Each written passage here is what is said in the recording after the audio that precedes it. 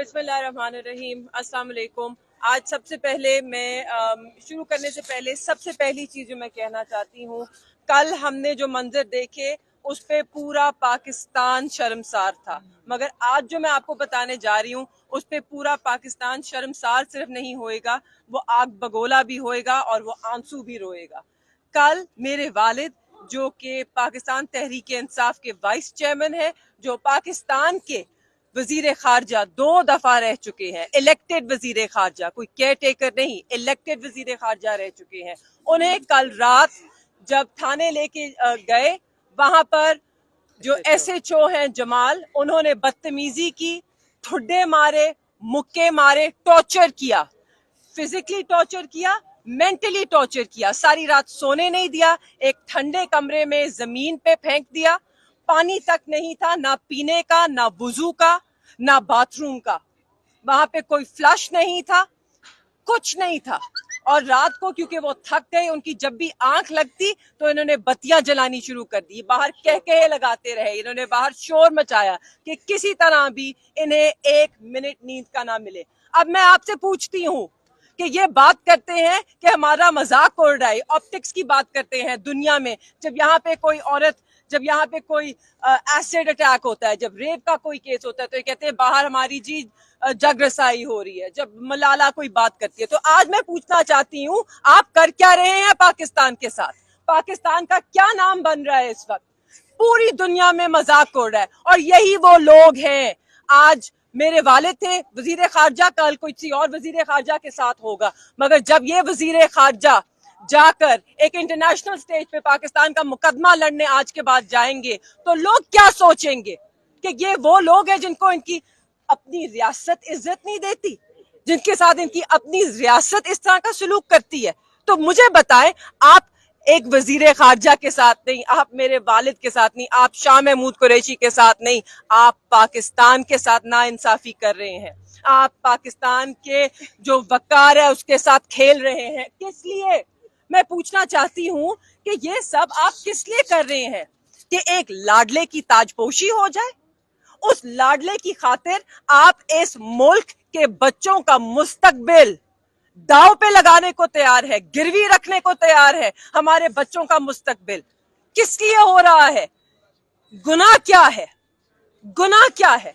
आज जिस तरह दहशत गर्दों की तरह, जिस तरह आपने देखा है, पुलिस की भारी नफरी थी, मीडिया को अंदर जब तक नहीं आने दिया, जब तक हमने कोर्ट से ऑर्डर नहीं लिया, अंदर ऐसे लाए कि जैसे बड़े से बड़ा दहशतगर्द हमने नहीं देखा होगा लाए जाते हुए। हथकड़ियां उनके हाथ में थी, इस तरफ पुलिस, उस तरफ पुलिस, हर जगह खौफ और हिरास फैलाया हुआ है।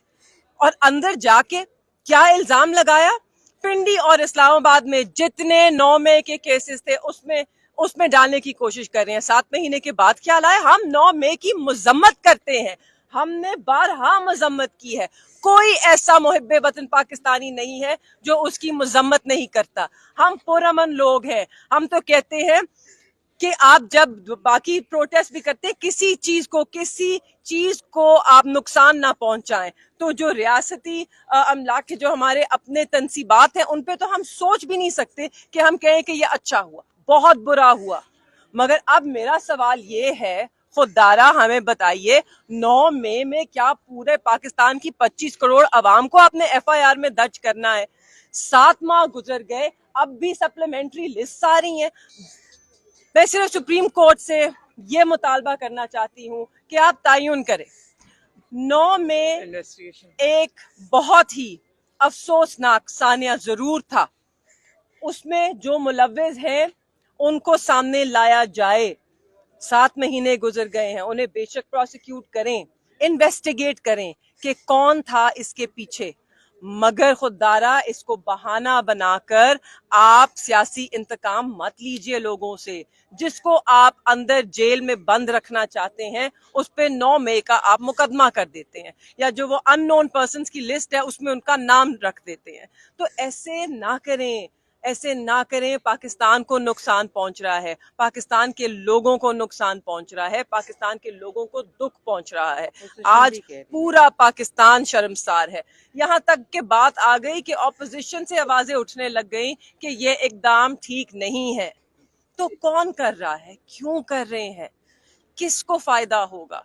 मैं आखिर में अपनी पूरी लीगल टीम को, यहाँ पर बैरिस्टर तैमूर मलिक हैं, बैरिस्टर अली बुखारी साहब हैं, पिंडी की हमारे सारे ILF के लॉयर्स हैं, जितने भी वकला भाई हैं, मैं उन सबका शुक्र अदा करना चाहती हूँ। आज मैं और मेरी वालदा यहाँ पे हमने 1 मिनट के लिए तन्हा नहीं महसूस किया, क्योंकि हमारे साथ हमारे सारे ये भाई मौजूद थे। पाकिस्तान तहरीक इंसाफ का हर वकील यहाँ मौजूद था। उन सब का बहुत बहुत शुक्रिया। और आज उनकी जीत हुई है। कैसे? प्रोसिक्यूशन आई थी यहाँ उनका फिजिकल रिमांड मांगने इन 12 या 13 केसेस में, उनको वो रिमांड नहीं दिया है। जज साहब ने उन्हें जुडिशल रिमांड पर भेजा है और ये इन सब की कामयाबी है। इन्होंने जो मुफस्सिल दलाइल पेश किए हैं आज उस सब का नतीजा है। मुझे उम्मीद है कि आगे जाते हुए जो हमारी अदालतें हैं वो इस पर जरूर नजरसानी करेंगी और देखेंगी। और इस पे मुझे उम्मीद है कि सुप्रीम कोर्ट जस्टिस अतर मिनल्ला साहब, जस्टिस मंसूर अली शाह साहब, खास तौर पे जस्टिस काजी फाइज ईसा साहब, जो आइन के बहुत ही उनको